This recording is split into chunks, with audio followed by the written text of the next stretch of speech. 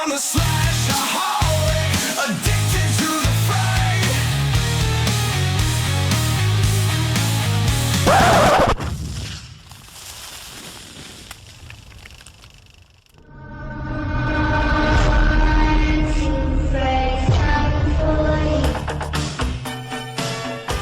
Be seen in your dream.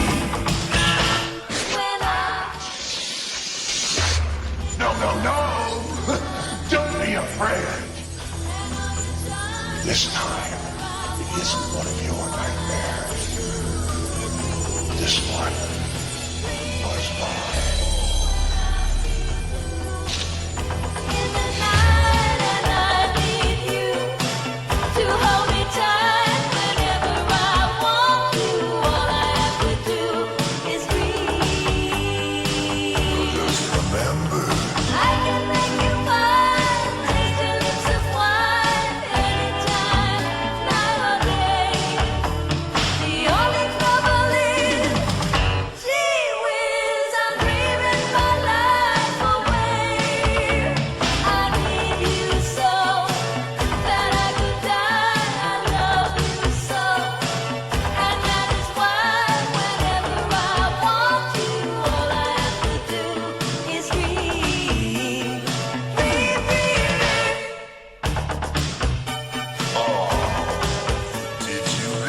Freddy?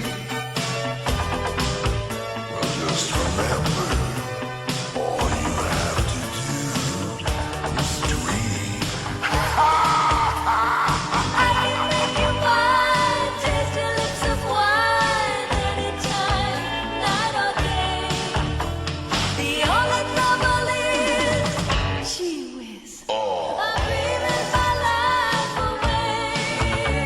I need you so that I could die. I love you so, and that is why whenever I want you.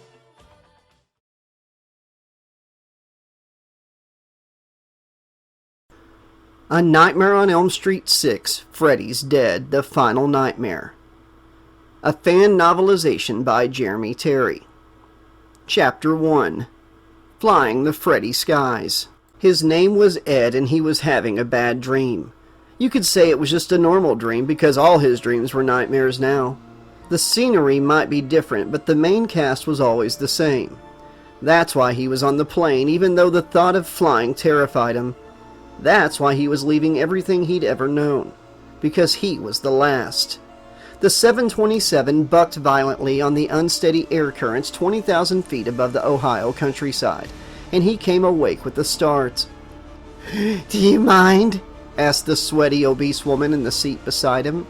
She weighed 350 if she was a pound, and she was taking up her seat and half his, forcing him to scrunch himself in the small space left to him. "Do you know what antiperspirant is?" Ed retorted, grimacing at the armpit near his face. The woman sniffed haughtily and turned her attention back to the magazine in her hands. Ed glanced at the cover and grunted in surprise. "Mass suicides and death in Springwood," screamed the headline over a map of Ohio that had been slashed by 4 knives or razors. The caption at the bottom of the cover read, "You're fucked, kid." Ed turned away and stared out the rain-streaked window at the plane's wing and the black clouds beyond. Lightning cracked the sky like a clawed hand, sending shivers down Ed's spine. He did not like this, not one bit. He closed his eyes, tried to take a deep, calming breath, and hissed when the plane took another stomach-churning leap.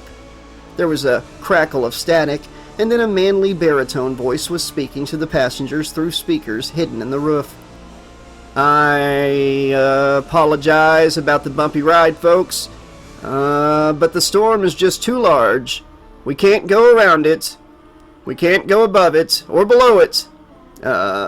We just have to grin and bear it." Grin and bear it, Ed thought. He turned and examined his faint reflection in the window glass. His eyes were sunken in his pale face beneath lank, greasy hair that hadn't seen a brush for some time. "I've been bearing it for about as long as I can. I don't think I can take any more of this." Another bolt lit the sky, and Ed imagined he saw a small shape floating in the air above the plane's engine. He blinked and it was gone. That reminds me of that old Richard Matheson story, Nightmare at 20,000 Feet, he thought. The one about the paranoid man who sees a gremlin destroying the plane's engine. Good story. I hope it doesn't turn out to be a true one. Wouldn't it be ironic if I ran away from one monster only to die by the hands of another? A loud, bubbly, zipping sound came from his right, swiftly followed by a terrible, rotten smell akin to stagnant mud. He shifted in his seat and came eye to eye with his seatmates, who raised one eyebrow and smirked before going back to her magazine. "You dirty mother." A flight attendant walked up the aisle towards him, and Ed waved to get her attention. She paused and looked down her thin, severe nose at him with no kindness in her face. "Yes," she said, tapping long, blood-red fingernails on the back of the seat in front of him. "Can I help you?" Ed cleared his dry throat and tried to find his voice. I was wondering if I could, change seats." The stewardess frowned before walking away. "I'm afraid we are full tonight, sir. You'll have to stay put." "Thank you anyway," he called to her, receding back. She did not look back. The fat woman reached up to turn on her reading light, and it lanced out, not illuminating her reading material, but spiking directly into Ed's face. He winced and turned back to the window. A single bead of water ran down the inside of the window. He reached out with a shaking finger and plucked it from the pane. More turbulence jarred the plane, and he heard the distinct sound of bending metal. "Screw this," he muttered, looking back at the woman. "Did you hear that?" "Hear what?" she asked, not looking away from her magazine. Nothing," he muttered. "I hate heights." "Don't be a pussy," she scoffed, before returning to her reading. The sound of shearing metal came from the ceiling above Ed, and his simmering fear grew towards panic. He reached up to hit the call button, and a little light came on over his head. The flight attendant saw and started towards him with an aggressive expression on her tired face. Suddenly, a little girl's face popped up over the seat in front of him. She had brown hair tied up with red ribbons and sad hazel eyes. She stared without speaking for a moment, and Ed smiled uncomfortably up at her. She didn't smile back. "He's gonna make you help him," she said, "because you're the last." Ed opened his mouth to reply, but she disappeared from view before he could. A second later, the harried stewardess leaned on the seat and began scratching the fabric with her talons. Is it just me, or did her fingernails grow? "Listen," he said, "I really need to change this seat." The stew rolled her eyes. "Well, I guess you're shit out of..." The ceiling of the cabin ripped open above the fat woman, turning the interior of the plane into a maelstrom. She gave a comical whoop as the bolts gave way beneath her seat, and she was sucked through the hole out into the sky. A panel opened in the roof, and a tangled web of tubes attached to an oxygen mask fell out. He started to grab it, and recoiled when he saw that the mask and tubes were full of writhing worms. "It's not fair! I was almost out!" Another metallic rip, and the floor fell way beneath him. He fell down through thick clouds, the moisture inside them not cold, but steaming hot against his skin. "It's not water," he thought. "It's blood! A cloud full of blood!" Falling faster and faster, he burst from the bottom of the clouds and plummeted through empty space down towards the glowing lights of Springwood far below. A huge crash of thunder shook him, and bloody rain began to drench the town, turning the streets to macabre rivers.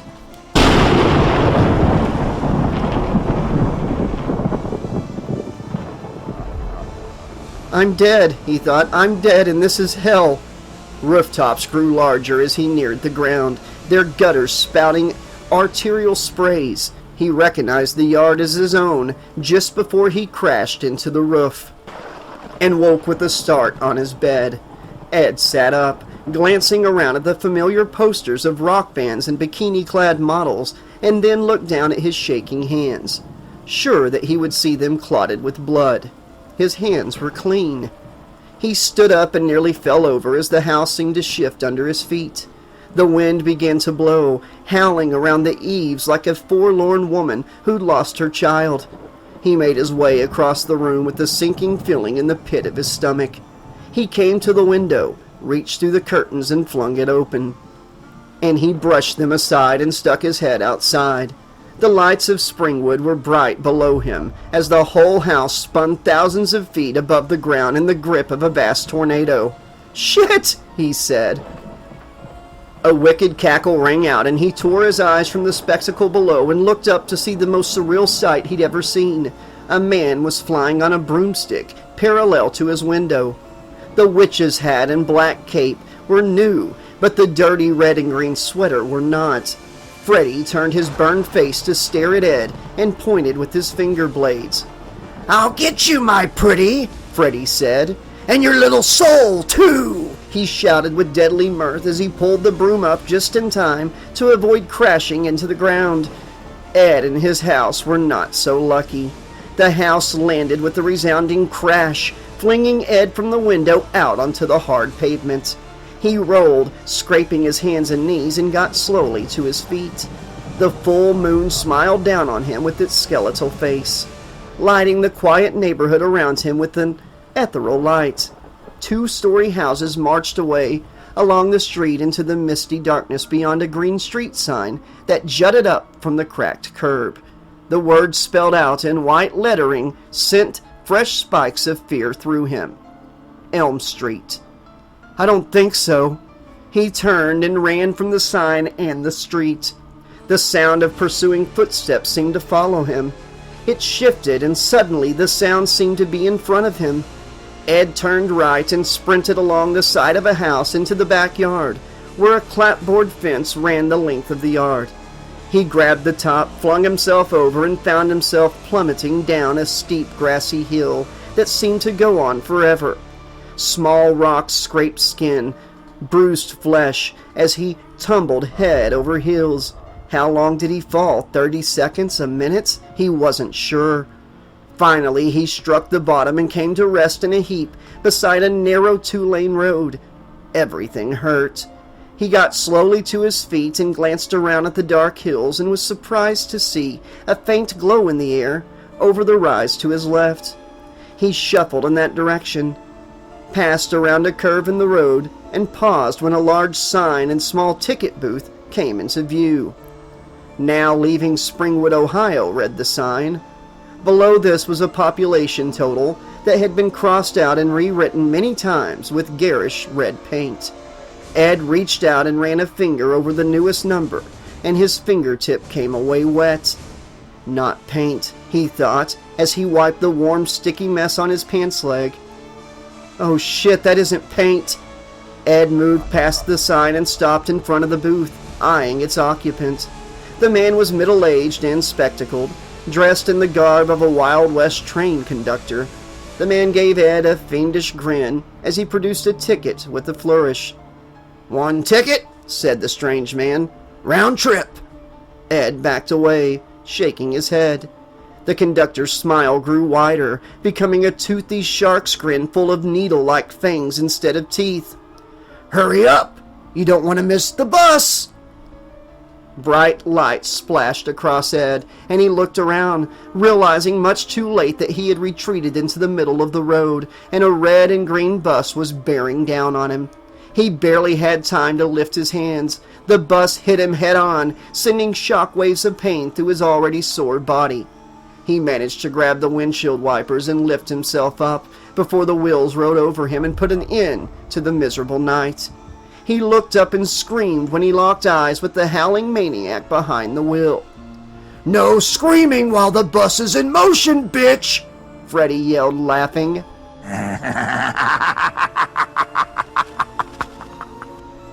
The nightmare bus rounded a bend in the road, bringing a strange new sight into view. A strange glow was spread across the road in front of them, bifurcating the land from horizon to horizon. "This is where you get off!" Freddy said as he slammed on the brakes.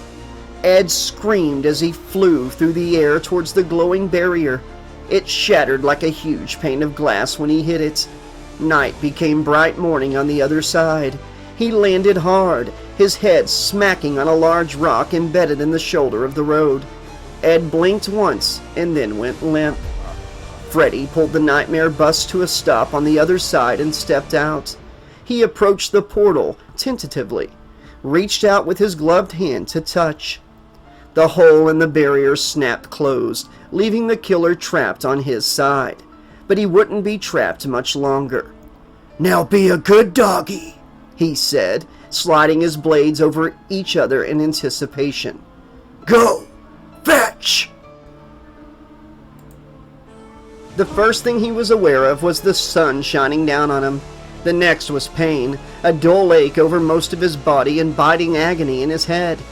He opened his eyes and saw a swatch of blood drying on a rock near his face. "Where am I?" he wondered. He stood slowly, grunting with each movement, and took in his surroundings. He was standing on the side of a narrow, tree-lined road. There was a plain sign to his right that said, "Welcome to Springwood." He looked down a gentle slope to his left and saw a small city in the distance, and a second sign that read, "Entering Central City." He frowned, studying each sign in turn. He had no memory of either place. In fact, he gasped as realization hit him like a ton of bricks. It wasn't just the towns he didn't remember. He glanced at the bloody rock and then touched the side of his head, where more blood had dampened his hair. "I can't remember my name. I don't know who I am." He lowered his shaking hand to his jeans pockets and emptied them. There wasn't much to go on. No revelatory visions were going to come from the 2 wadded-up $20 bills or the bottle of stay-awake caffeine pills. But wait. He reached into his pocket again and drew out one more curious item. It was an old yellow newspaper clipping that had a black and white picture of a meekly pretty woman. Her hair was dark, her smile hesitant. The article's headline read, "Kruger Woman Still Missing." He studied her face, hoping for a glimmer of memory, but nothing came. As far as he knew, she meant nothing to him. Still, it was something to go on. He carefully folded the clipping and put it back in his pocket. He glanced first one way and then the other. Which way should he go? Not Springwood, a voice seemed to whisper in his mind. He read the sign one more time and felt his heartbeat quicken as a strange sense of foreboding ran through him. He nodded to himself. "Not Springwood," he said to the empty road. He turned his back on the sign and set off towards the glimmering buildings of Central City.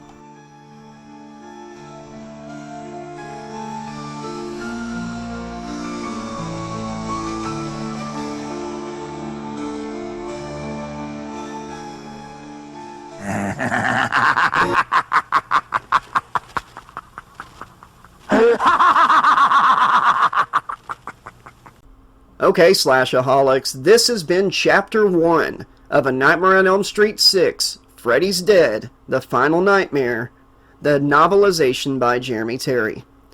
I really enjoy the opening of this movie, and Jeremy's writing made it even more tense and freaky, because I can just imagine being stuck in that nightmare. You know, my brain would automatically go towards the Twilight Zone episode as well. Although I do enjoy the John Lithgow version a little more from the 80s movie. But anyways, I digress. This was a fun chapter. We're getting the ball rolling on this one. I'm so glad that Jeremy took the time to write this. He's actually writing Friday the 13th Part 8 as well. So we'll have that entire series. Unless he writes a book of the remake. You know, that's always an option. But at least we'll have all the original Friday the 13th novelizations on the channel to cover all the movies from Part 1 all the way up to Freddy vs. Jason and Jason X. And hopefully he might consider writing some of the other Freddy movie novelizations a little better than the little short things we got. But at least when this one's finished, we'll have all the Freddy movies covered in novelization form as well. I've still got one of the young adult books to narrate at some point. Blind Date, I think. We'll get to that one, I promise. And, yeah. enjoyed the chapter, enjoyed the little extra details here and there. I love the, I'll get you, my pretty, and your little soul, too. But yeah, I'm curious to see what Jeremy's done with the rest of the story, what little, liberties, creative liberties he's taken here and there. I love his vision, and I cannot wait to read more of this book. I also just dropped recently today a new upload of Murder Report. I have already dropped the prologue in Chapter 1 of my newest book that I'm writing, Friday the 13th Primal, and I'll be dropping Chapter 2 any day now. Thank you so much for listening. Please let me and Jeremy know what you thought of tonight's chapter.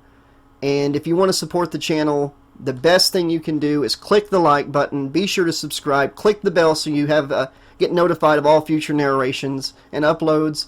And drop a comment on the videos. It really does help the algorithm and helps get these videos put out to get recommended to more people. If you want to go a step further, you could become a channel member. You could join the Patreon. You can also do a one-time donation through PayPal or Cash App, or even order a Cameo video. All the links and information to do any of these things are in the pinned comment and the description.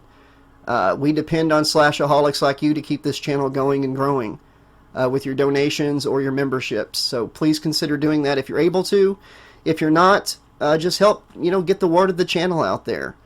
Don't just click the like button, comment, and subscribe, but spread the word. Anyways, everybody, I hope you enjoyed this. I'll be back very soon with more Slasher Mayhem here on the 80s Slasher Librarian channel. Until then, this has been your friendly neighborhood 80s Slasher Librarian saying, thanks for listening, be excellent to each other, and try to stay sane inside insanity. Pleasant dreams, bitch!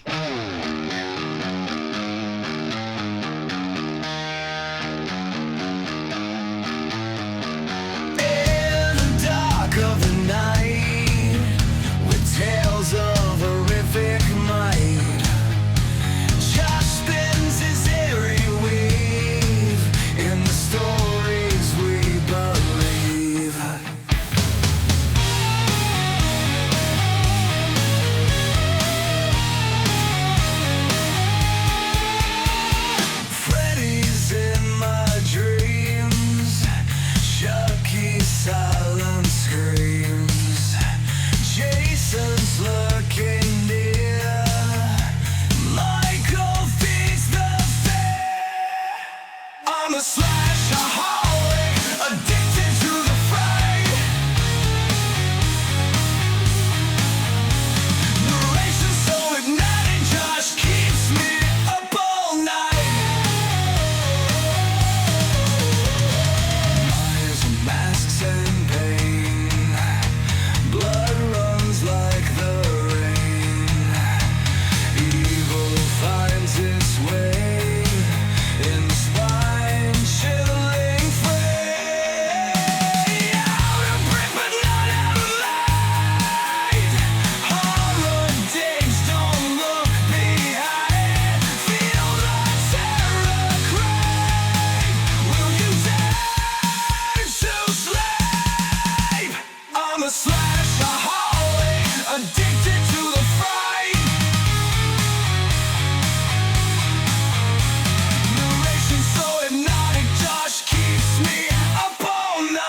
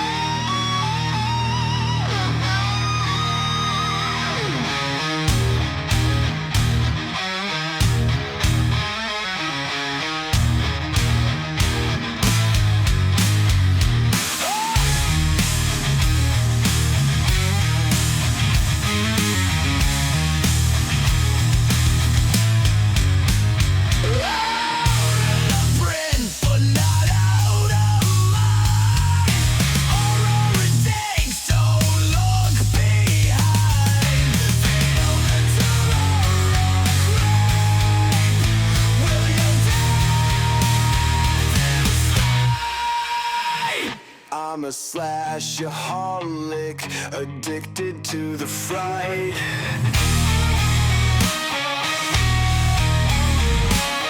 Narration so